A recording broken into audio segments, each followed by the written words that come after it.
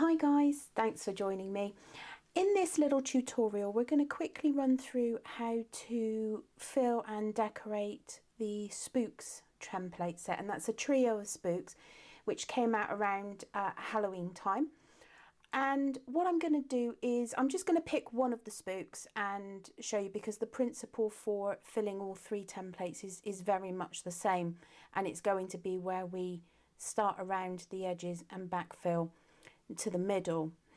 And the colours that I'm going to be using are white, Arctic grey, chinchilla and black. I of course have my favourite needles, my 40 spiral, my 38 spiral and my 36 star. I've got my multi-handle, and kicking about here somewhere is my multi-punch. I've got my pocket scale because I am going to be weighing out the wool to go into the templates, and all of these templates are, depending on what you're going to do with your spook, is going to be between 1.5 and 2.5 grams of wool. I have of course got my foam mat, which I have on top my flat mat with my felt topper, and I believe that that is all of the tools and equipment that we're going to need for this. So let's hop straight in and start making our little spook. So here are the three templates, and they're all very different in styles and shape. They do all require about the same amount of wool, and as I touched on earlier, it depends what you're going to do with your spook. If you're going to use it as, say, a card topper, then you probably want to keep it quite thin, in which case 1.5 grams in these and maybe sort of 1.8 in this one. That sort of bridge will, or that sort of range will give you sort of a nice thin spook which you can then put on a card topper. If you're going for something more like this guy here, he's a fridge magnet, you can see, he's a brooch, and you can also make them as fridge magnets using the Makery. You probably want something that's a little more substantial, so you sort of go up to sort of 2 grams, 2.5 grams. So it's a little bit of a range for what you can do. And I'm going to pick this guy to do because he's got sort of, I feel, some of the most exaggerated curves, but the principle is all the same for these three templates. What we're going to do is we're going to fill in around the edges to start with and then backfill to the middle. So I have weighed out 1.5 grams of wool, and obviously the grams are, or the weights and measures are, a guideline. They're a good place to start, but if you feel that it needs a little bit more, then obviously do add in. So I've measured out my 1.5 and I've just pulled off a piece, and there's no real weights and measures for this part. But what I am going to do is I'm going to start by filling in all of these lumps and bumps, and I'm going to do that by pulling off a piece of my fibre, and I'm going to roll it back, and that's going to give me a really nice neat edge, and then that edge is going to go into the template following the line of that curve. Grab my lightest needle, and I'm very lightly tacking it down to my surface.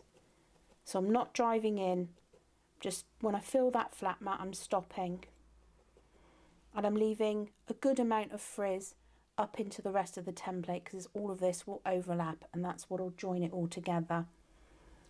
So again, another pinch, get that rolled edge, put it into one of these bumps and very lightly tack it down in place. I've got a small bump in here, so I'm going to pull off a smaller piece, again that rolled edge into that bump,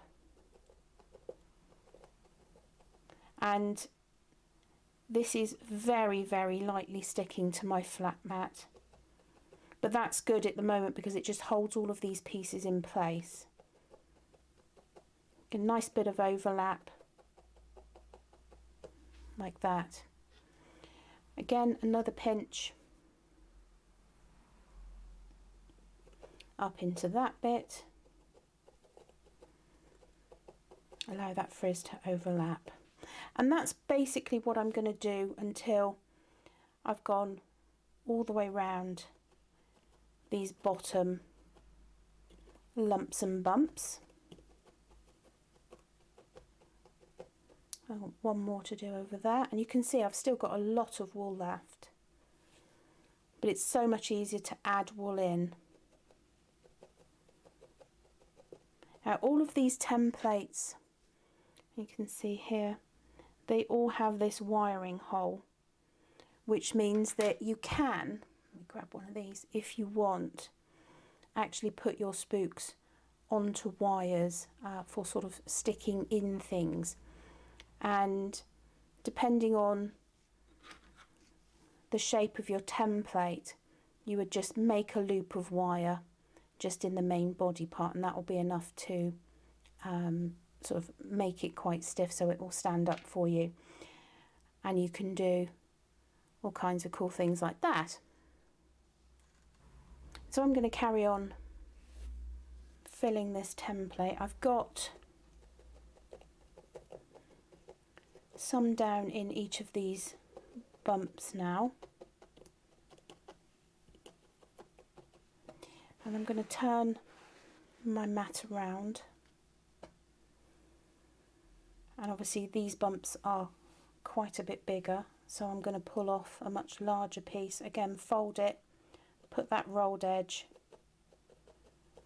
up into his head,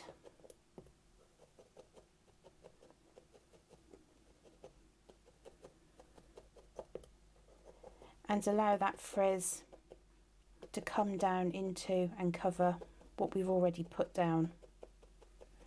The trick at this point is not to felt this too firmly at all.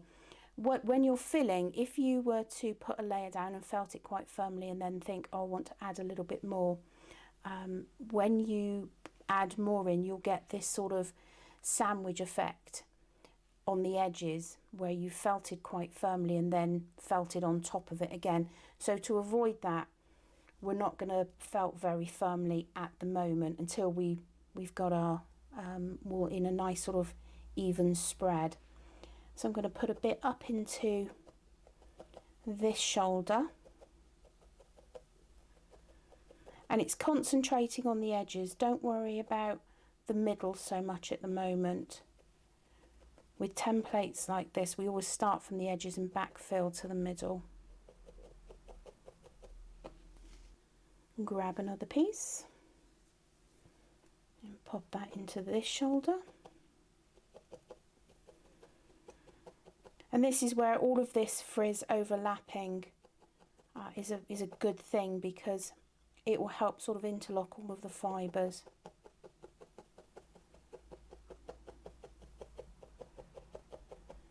There. So now it's sort of filled, I'm just going to go over it. I feel that it's a little bit thin right here, so I'm going to grab some more of my fibre and just place it down in that area and allow the frizz to blend out into the rest of the project, and getting a nice few pieces down over all of your lower part now will just really hold everything together. I think again I need a little bit more down there.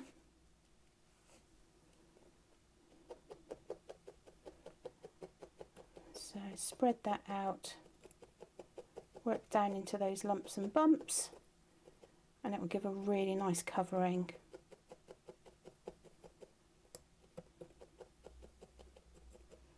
Okay. So that's our sort of first pass. I feel it's a little bit thin over here too. And take your time, because getting the fibres down is most of the battle. If you get the fibres in a nice even spread, then refining it down becomes a lot easier. So I'm still on my 40 spiral, it's my lightest needle. There. Okay, I think I'm good with that. So what I'm going to do now is just go all over it very, very lightly with my multi-punch, and I'm doing a technique that I call bouncing off the mat. And what that means is as soon as I feel the denseness of the mat, I'm stopping. You don't want to be driving in, because all this is going to do is just sort of compact the fibres a little bit, and over where we've got all of those sort of bits of fibre, it's just going to felt it up and firm it up a little bit, just bond all those fibres together. And that's all I'm doing there right now. I'm going to come back in with my single needle in these little lumps and bumps, and again staying very light with my needle, not driving into my surface. You may be working on a different surface, but whatever surface you are working on, you just want to make sure that you don't drive right in. Right, so I think that that's just starting to firm up now. So what I'm going to do is I'm just going to take my template off and tickle it off the mat. Don't grab and pull, just in case you have got a bit of adhesion, but you can see from here that there's just a few fibres holding this to the mat. So just tickle it off and you have a nice fluffy mess. And then pop it back into the template. Use your needle just to put those points back in. And it will look like a hot mess at the moment, so don't worry. We just want to get everything down into place. Now, if you're quite new to felting, the instinct may be to go for the largest felting needle that you can, because the bigger the needle, effectively the quicker it will felt. That can kind of be counterproductive, because what happens is you felt the wool too quickly and you don't get to experience what the wool is doing. So you start felting and then all of a sudden you've got a solid piece of felt that wasn't what you intended. So stay with the lighter needles.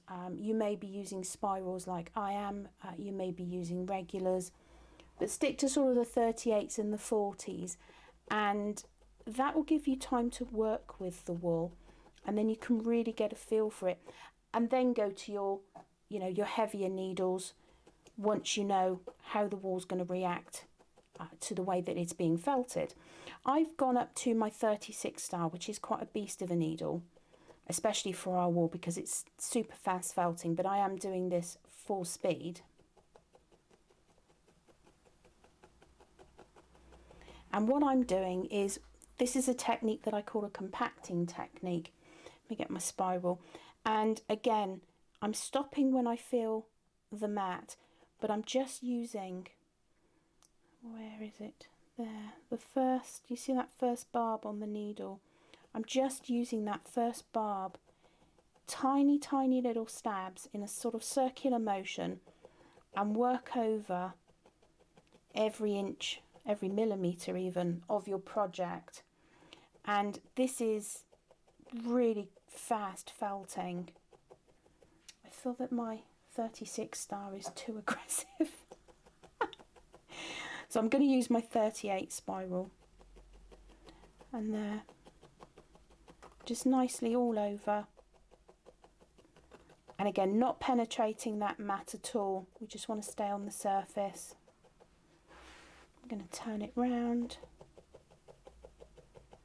And you can probably see that it's recessing into the template now as I'm using that sort of little compacting technique. So I've gone all over it, that sort of first pass. Lift it up again, and the more firm this becomes, the less it will stick to your surface. So back down in the template.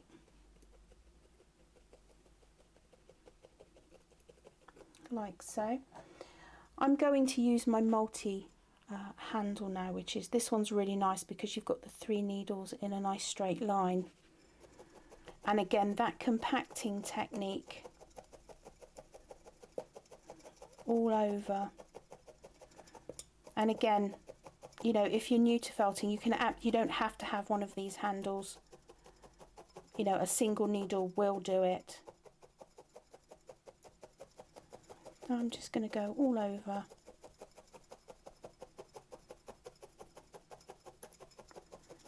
And compact that down. A little bit of a wiggle, stop it from sticking to my surface. And you can see I'm rotating my handle. So when I'm coming down into these sort of lumps and bumps, I'm not coming down with my needles like that. And that's the advantage of having the 3 in a straight line, is that you can, you know, the needles will follow each other.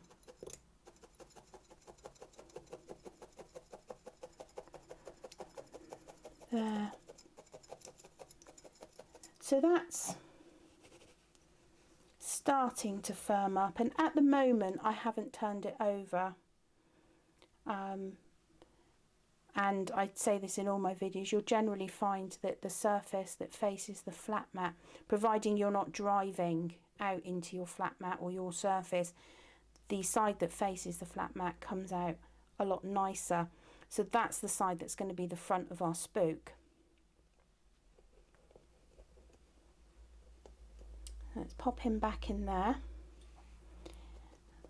and just go all the way around those edges. And then we're going to turn him over and start adding a little bit of the shading. I mean, you can absolutely keep him just plain white, but I'm going to add some shading like this one, so you can give him a little bit of dimension. Now, there are quite a few ways that you can do the shading. You can do sort of a blended shade. You can do some sort of definition shading. So again, like with everything, it's your vision of this project which will dictate where you go with it. I mean, you may be doing a completely different colour spook. You might be doing, you know, a bright pink one or something. I don't know. But I'm not. I'm going to do your bog standard run-of-the-mill white spook. What I've got here is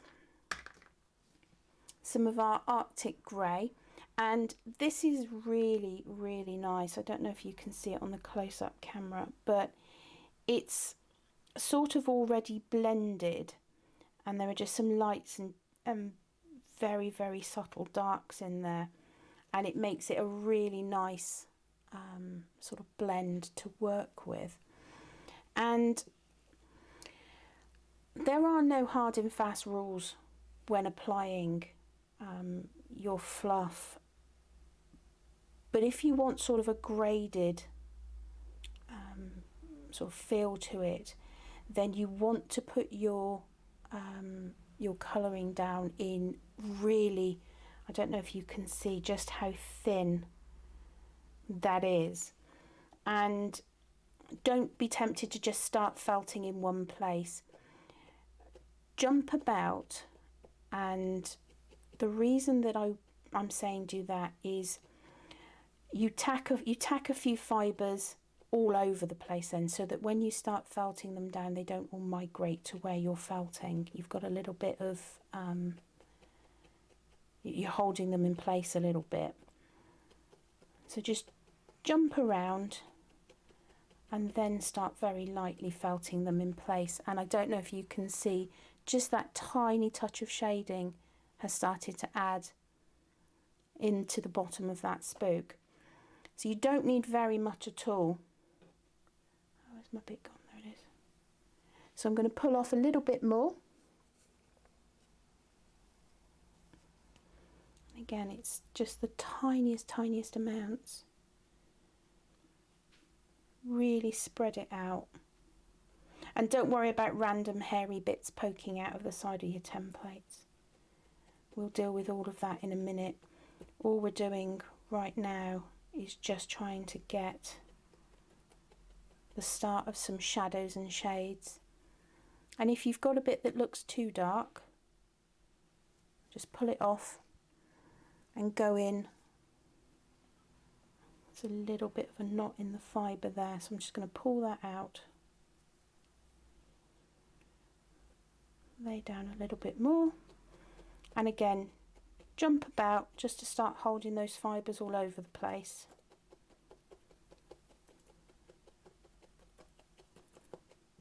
And you can see the shadings just darkening ever so slightly, and that's a really nice way to get a very light shade.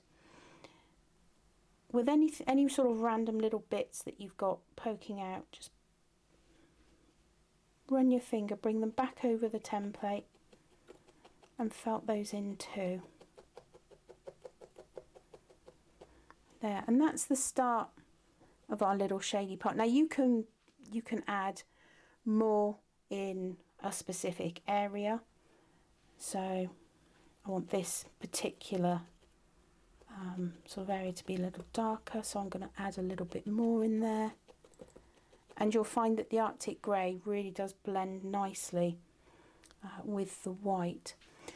So to get some even deeper shading, oh no, that's black. That would be a lot of shading. I'm going to add some chinchilla, which is a slightly darker one as well. And then we've got another grey, which is even darker than this still, which is called Storm. But I think that the chinchilla is dark enough for this particular project, for my idea anyway. And what I'm going to do for that is I'm just going to run round the edge, incorporating some of that chinchilla. And then I'm going to tease the fibres about, but I'm really keeping it right on the very, very edge.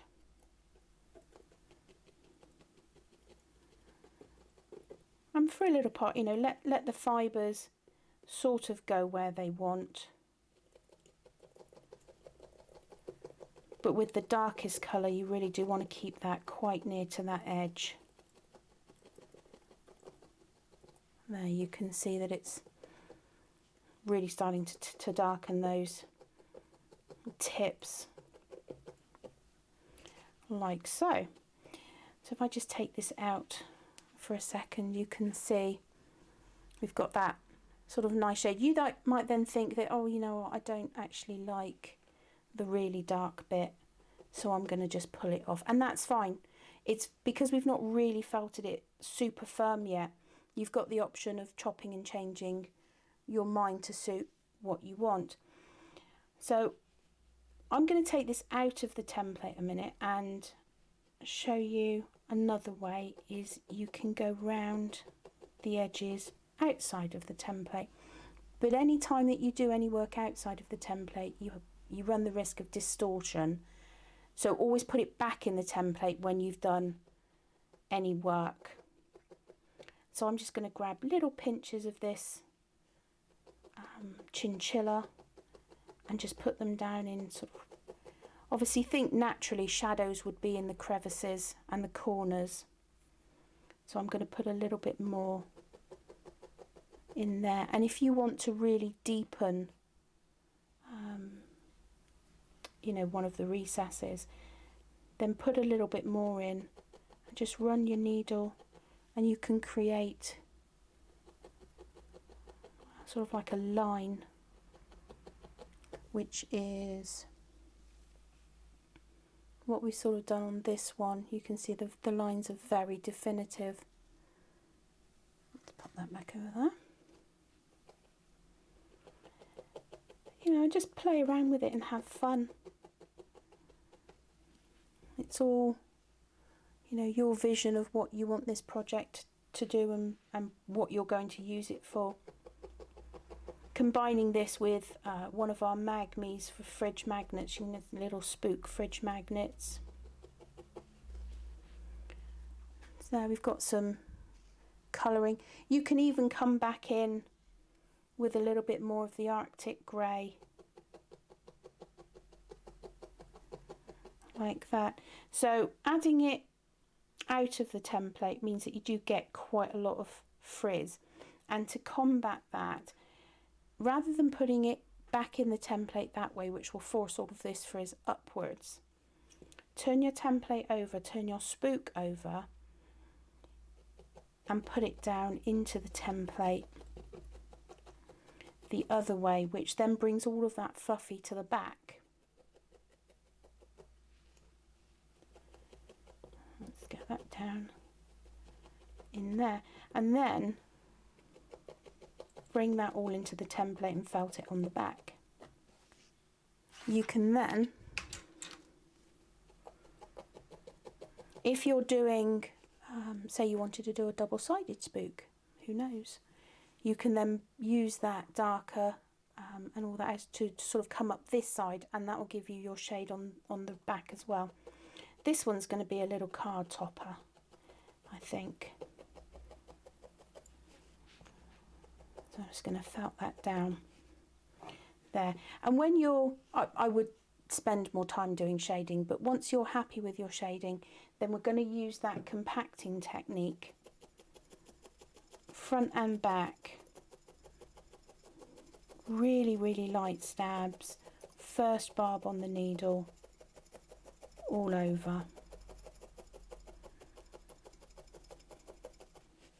So I'm going to do it on the front first,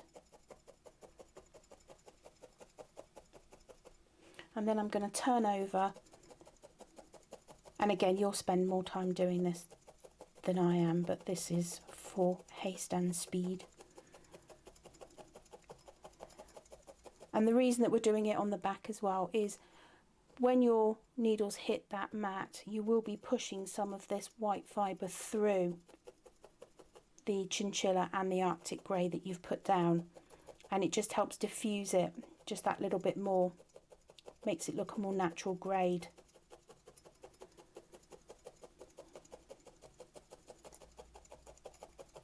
There we go. Give it a wiggle, turn it over. So we're going to felt this pretty much all of the way now. We're really going to firm it up.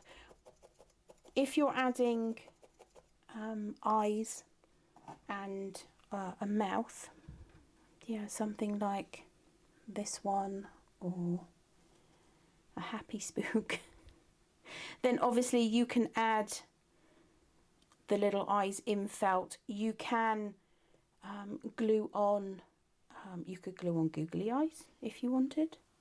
You could use those black plastic eyes, poke a hole, you know, just glue in it, whatever way you want to do the eyes. I'll use felt. I'm going to grab my multi-punch and just go all over this little bit.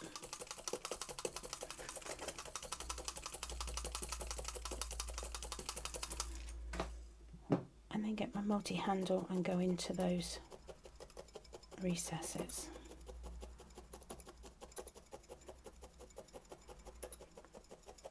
There. So that's as far as I'm going to do it with this. You'll carry on and just sort of really firm this up.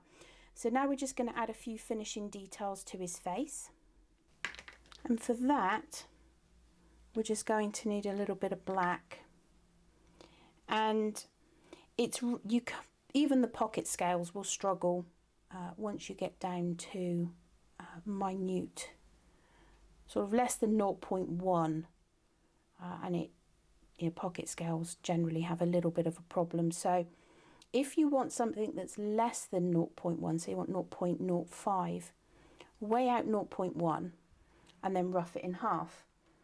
So I'm just going to weigh out my little bit that I've got here, which isn't 0.1. That's close enough. I'm going to rough it in half, and then if you feel that that's too much, you can halve those halves. So, but when you do eyeballs, you generally need a bit that's bigger than you think, because obviously some of it is going to sink into the wall. So I'm just going to roll it up into a little ball. I'm going to grab my lightest needle, very lightly tack down one, very lightly tack down the other, and just think, is that where I want my eyeballs to be? And I'm happy with that. So all I'm going to do is just felt in the centre, and can you see how much smaller that's gotten already? And again with the other one.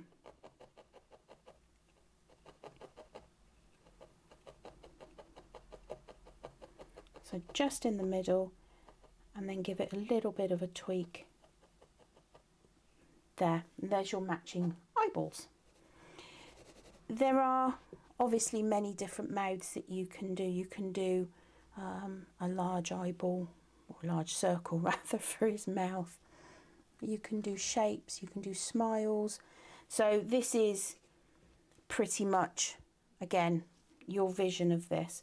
I'm going to do sort of an open, shocked mouth. So I think that will be fine. I'm going to roll it up into a loose sort of ball this time, because I want something that's a little more oval. Like so. Pick it up and felt it straight in the middle. And for that I'm not driving right into my mat, but I am feeling my mat and just hitting it to make sure that these fibres are coming out the other side a little bit. So that's the quickest and simplest spook face that you can make. And obviously I'm just going to pop him out of his template and take a look. Obviously I didn't do shading and stuff all the way up here. I would have blended this out just a little bit more, but this was more for giving you the ideas of how we sort of did that. And here are some other spooks. Again, these have had wires put in them so that they were stood up into something. Now, as I mentioned earlier, I think I mentioned earlier, I don't know, I might not have. There are some very interesting things that you can do with this template. They are actually nothing to do with spooks, but let me move all of this out of the way and take a look at this. And this is one of those sort of lopsided cakes, and the layers of the cake were made using the sunflower circle template, but the drippy icing was made using the spook. And you can get all kinds of interesting shapes. I'm picking up loads of random bits of wool. Hang on, there we go. So there's this cake, and you probably noticed the holes in the top, which were where these spooks were. And some of you may remember this little cake from our Halloween. Oh, come on, turn around. There we go. From our Halloween event, and I'll pop rather than trying to do this badly on camera, I will pop a this is not going well.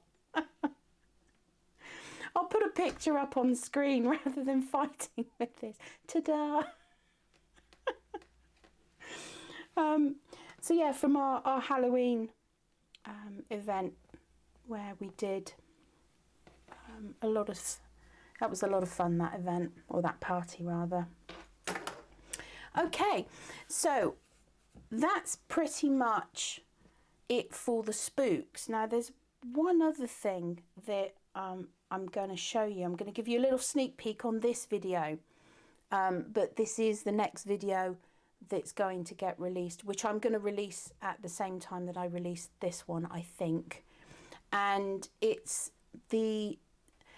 we don't really have a name for it, the spooky tree. I want to say the spooky trees, but they're not spooky, because you can do them in so many different styles and shapes. For the Halloween event, we had them in green, which was willow and evergreen. We've since done candy cane colours. I'll pop a picture up on the screen for that as well.